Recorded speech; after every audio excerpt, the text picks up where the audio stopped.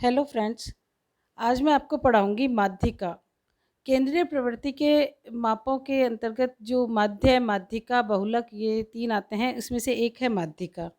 माध्यिका को एम से रिप्रेजेंट किया जाता है। माध्यिका एक्चुअली स्थिति संबंधी माध्य होता है। अर्थात अगर किसी समंक माला को अगर आरोही क्रम में रखा जाए तो लगभग बीच का जो मूल्य होता है, जो लगभग मध्य का जो मूल्य होता है, वह माध्यिका होता है। तो माध्यिका को एम से रिप्रेजेंट किया जाता है। अब मैं आपको बताऊंगी अलग-अलग श्रेणियों में किस प्रकार माध्यिका का परिकलन किया जाता है, किस प्रकार हम माध्यिका कैलकुलेट कर सकते हैं। तो सबसे पहले है व्यक्तिगत श्रेणी। जैसा कि आप जानते हैं, व्यक्तिगत श्रेणी में व्यक्तिगत मूल्यमान दिए हुए होते हैं। किसी प्रकार की बारंबारता इसके अंतर्गत नहीं होती, व्यक्तिगत मूल्यमान दिए हुए होते हैं। ऐसी स्थिति में हम माध्यिका निकालने के लिए सबसे पहले जो भी पद हमें दिए हुए हैं उनको आरोही क्रम में रख लेते हैं, असेंडिंग ऑर्डर में, अर्थात छोटे से बड़े।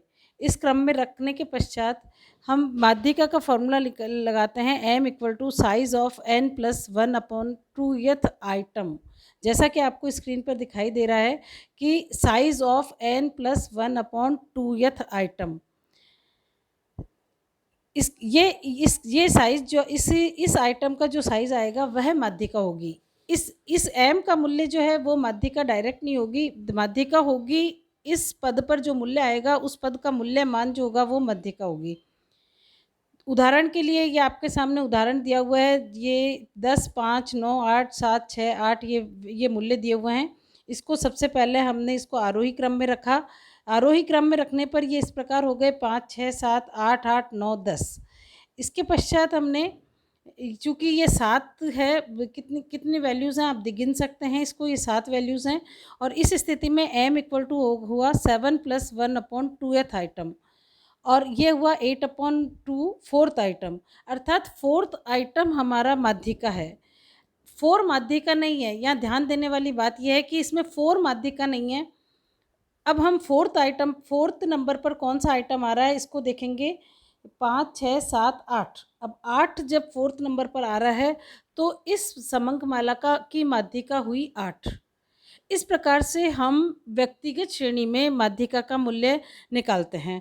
अगर अब इसमें कभी ये भी हो सकता है कि पद मूल्य जो हों वो सम संख्या हो, अर्थात 7 की जगह 8 मूल्य दिए हुए हों।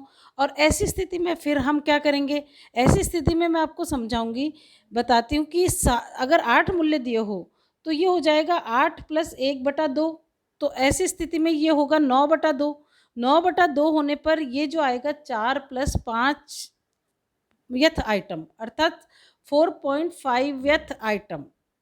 ऐसी स्थिति में हमें क्या, किस प्रकार से हम माध्यिका निकालेंगे, ये मैं बताती हूँ कि अगर हमारे ये आता है तो हम चौथे और 5वें मूल्य जो है उन दोनों का समांतर माध्य निकालकर माध्यिका का गणन किया जाता है। अब इसमें इस उदाहरण में बाय चांस हमारे चौथा और 5वां मूल्य दोनों ही 8 है, और जब चौथा और 5वां मूल्य दोनों ही 8 है तो 8 प्लस 8/2 बराबर 8 ही आया, 16/2 8 ही आया। तो ये एक चांस है।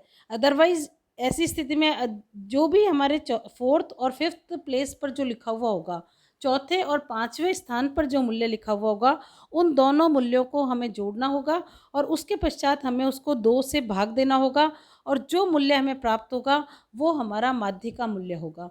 इस प्रकार से व्यक्तिगत श्रेणी में माध्यिका का परिकलन किया जाता है। I hope this is clear to you कि सब वापस मैं रिपीट कर रही हूँ कि सबसे पहले हमें पद मूल्यों को आरोही क्रम में रखना है। इसमें हम अवरोही क्रम में भी रख सकते हैं, आरोही क्रम में भी रख सकते हैं, इससे आंसर पर कोई फ़र्क नहीं आएगा। आरोही क्रम में रखना है। आरोही क्रम में रखने के पश्चात हमें m equal to n plus 1 upon 2th item निकालना है कि मतलब कौन सा आइटम जो होगा वो मध्य का मूल्य होगा। ध्यान रहे कि ये हमारी मध्य का नहीं है। इस उदाहरण में हमारे 4th आइटम आया है, लेकिन 4 मध्य का नहीं है। 4th प्लेस पर जो लिखा हुआ है वो मध्य का है। सम संख्या पर होने पर यदि हमारा पॉइंट में हमें प्राप्त होता है, तो अगर हमें 6.5 प्राप्त होता है तो छठे और 7वें मूल्य को हमें जोड़ना है